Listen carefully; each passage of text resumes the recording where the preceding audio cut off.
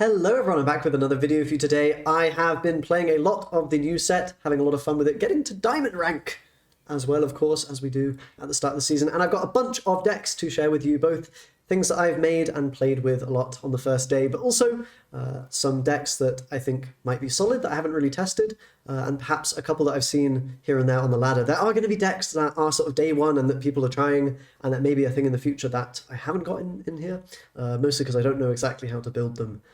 So keep that in mind, and yeah, these decks won't necessarily all be top tier by any means by the end of the season, and it's a little bit hard to judge exactly what's very strong and all the rest of it at the moment, but this should give you a very good baseline for starting something, and I can tell you about the experiments and what's been successful for me. So let's jump right into the decks. So we can start with Havencraft. This was the first deck that I actually tried. I saw the crest mechanics with Marwyn, which is a very solid card, I think. You're getting this crest when you evolve him, which allows you to deal damage in a similar way to the Ancient Cannon from Portalcraft, which is very, very powerful. You're getting consistent value based on how many crests you have. So, of course, it makes sense to play a bunch of crest stuff in your deck. Now, some people are playing a full-on sort of crest deck with even Maddening Benison, and which is the thing that heals you 10 and gives you a crest that damages you afterwards.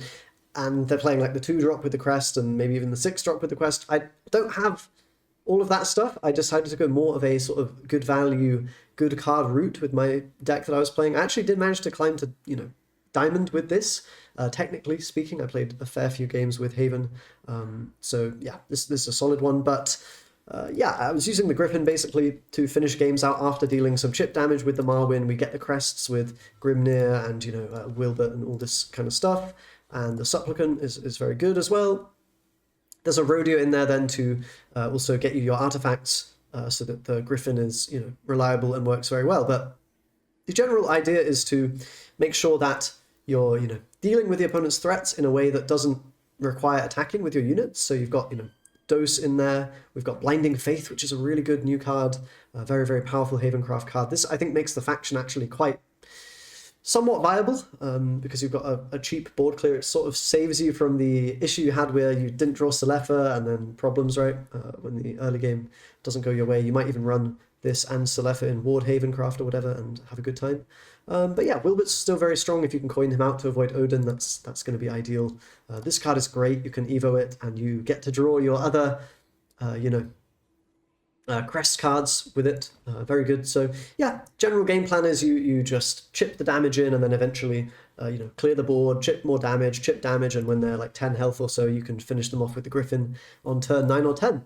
So I had a lot of success with this. Very nice. Let's go to the next deck.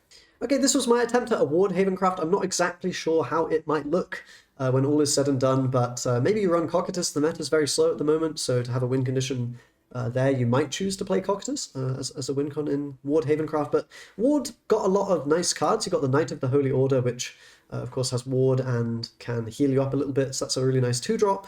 Of course, we also got the Blinding Faith, and I think since you're running good crest cards, this also has Ward, bear in mind. You may as well run maybe a one-of Marvin, just to get the value on that crest, potentially, and get a bit of extra value from that, since you want to run Grimnir Wilbert. I don't know exactly if that's correct.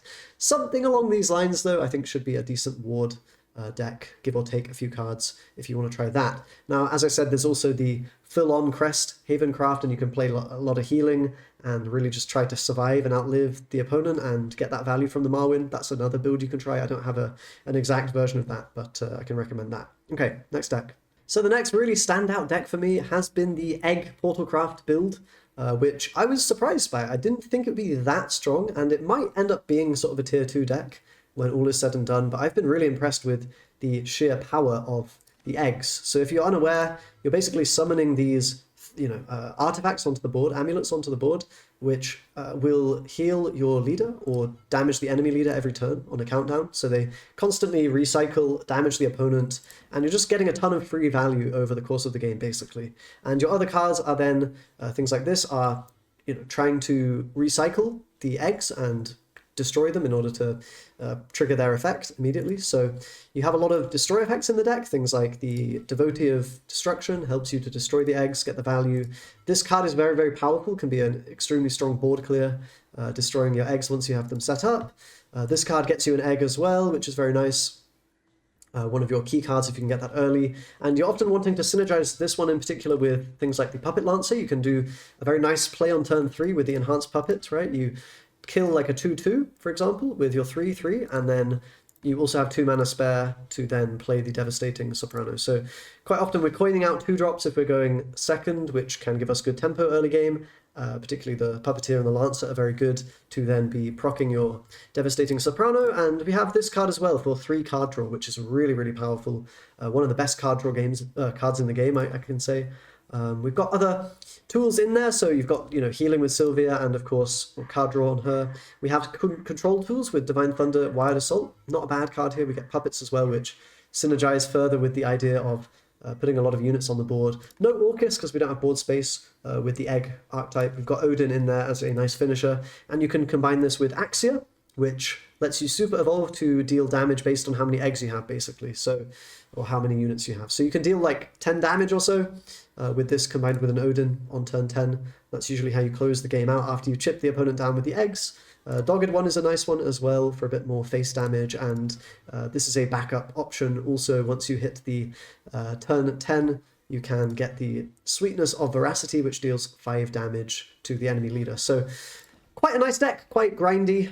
Might struggle into Runecraft and things once the meta stabilizes, Roach as well and things like this, but I found it was quite good in this early part of the meta just to control opponents, bash them with the eggs, and win the game, grind them down.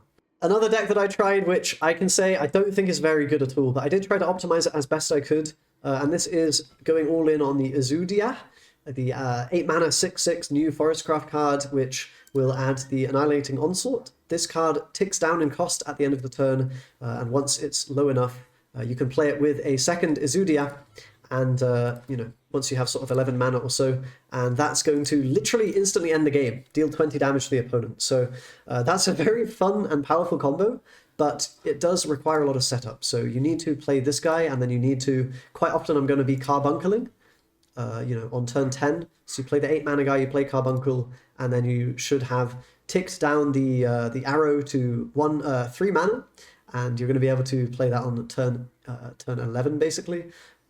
So you have 10 mana, and you get +1 from the Carbuncle, and you can combo and kill. So this is basically a combo deck, which uses the tablet to thin the deck completely.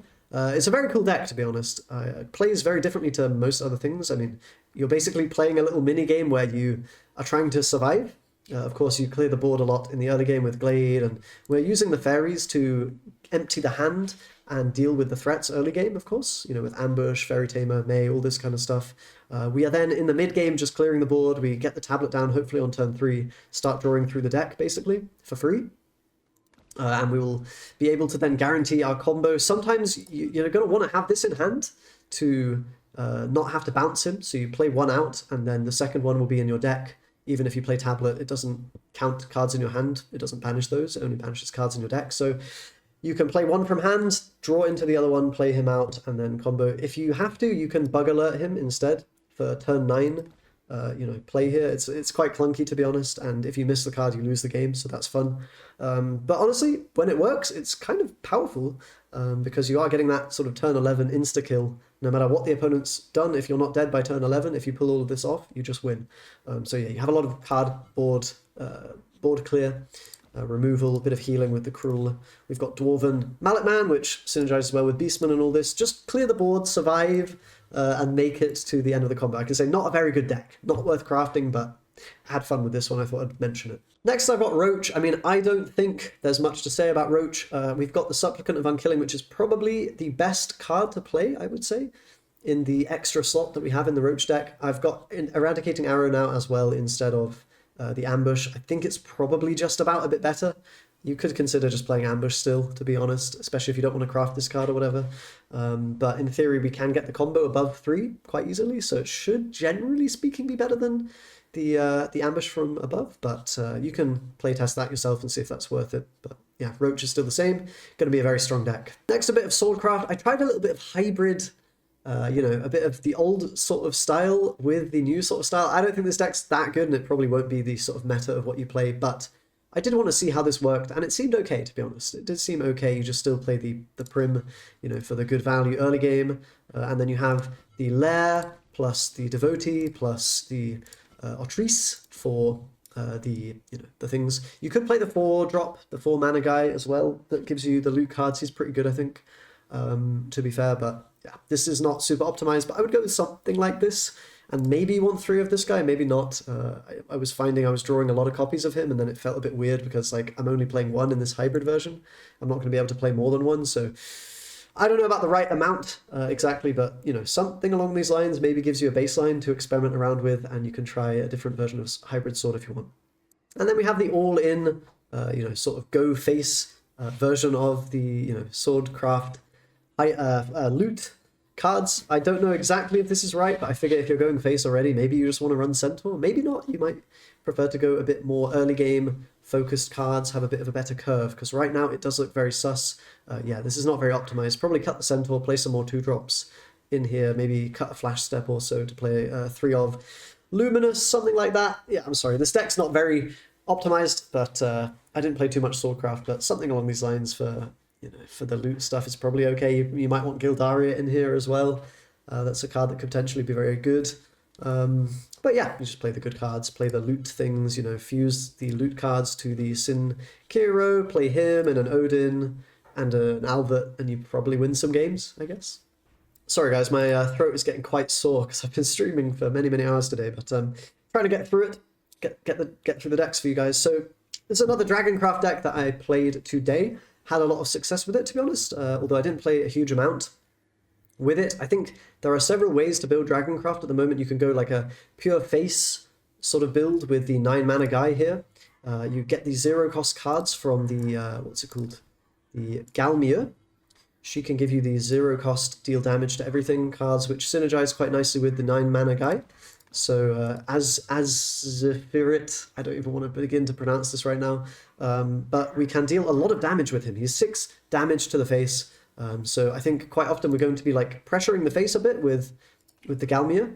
Not necessarily in this deck. This deck is a bit different, but there's an option there to build much more aggressive decks. Here I've gone for more of a control-y build, a bit of a slower build with Tablet, and the idea is basically we heal a ton because we have Neptune, of course, which makes our marine followers restore health. We synergize that with the Merman, of course, with Ocean Rider, which is a new card that works kind of like a second Merman in the late game, which is pretty strong. Yeah, you've got, of course, the Megalorcas and whatnot. And this card as well, also really good healing option. Allows you to heal up massively while dealing with threats on the board. We've even got the Gil Nelis for a bit of drain value as well if we need even more healing. But basically the idea is we control the board, we outlast the opponent, we cycle through the deck with Tablet, making sure we have enough stuff in hand all times, and then we try to slam a Cocytus when the moment is right. You can play this with the 0-cost, board clear cards to make him a sort of viable play that doesn't just lose because the opponent has a lot of units on the board. So this combined with the, what's it called? The Fangs of Ardent Destruction is quite a nice combo, quite a good synergy. And yeah, was winning some games, even against Swordcraft and things with this, so I think it's quite a solid deck. Also, this card's pretty cool, destroys the followers, quite a nice control option. Yeah, pretty good deck.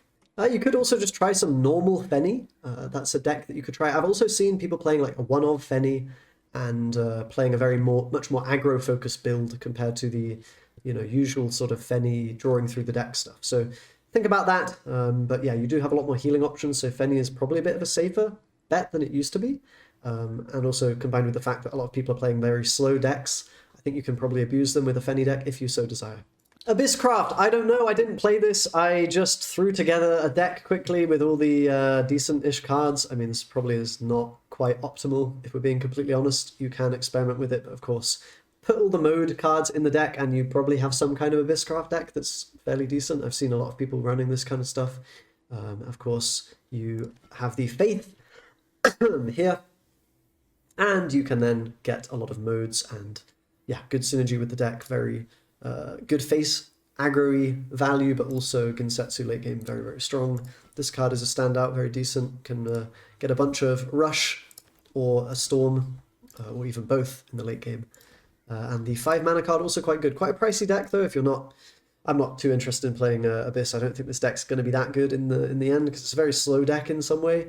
And it can be powerful once it hits its stuff, but I've seen people running even, you can play like Ruby, maybe, to try to hit Screaming and Loathing. I think that's the key card that you need to be finding. So maybe consider putting in some tools that help you get this card on curve a bit more reliably. And then maybe a mid-range Abyss deck, like kind of just the old Abyss, but without, you know, without all the mode stuff and playing just the good value cards from before. Don't know if this will be good, but you could consider something like this maybe.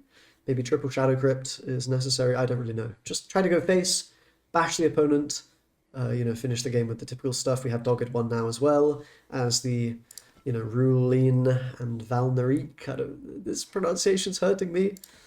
But yeah, mid-range or aggro-y Abyss might probably still be a solid option to go with. So yeah, I think that's pretty much all the decks that I have for you. Have I missed anything? No, I don't think I have. Oh yeah, Runecraft. I mean, it's a Runecraft. You just don't add any new cards probably, and I think it would be quite strong. You can consider the 2-mana, you know, destroy a random unit card that they added in this expansion, but I don't think that's completely necessary, and it might not be better than alternatives. So this deck is probably still quite solid. But yeah, that's all the decks I have for you. Of course, I will be bringing you more decks as the meta develops, and perhaps I'll do a deep dive on perhaps the Egg deck or Havencraft or something like this when I am a little bit rested and have a bit more time. Anyway, thank you very much for watching, guys. I will, of course, see you as always next time. Do subscribe as always for more videos, and yeah, see you next time. Bye-bye.